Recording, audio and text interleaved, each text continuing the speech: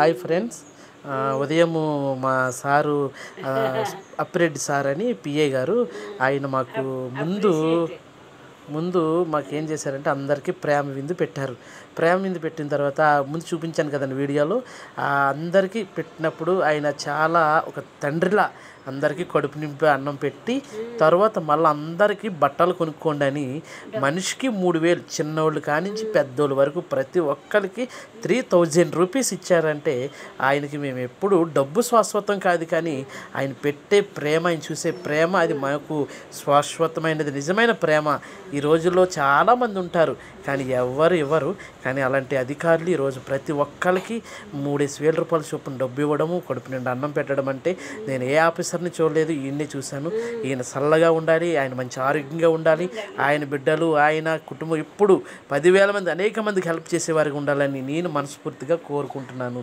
ఇంతటితో నా మాటలు ముగిస్తున్నాను. Praise the lord.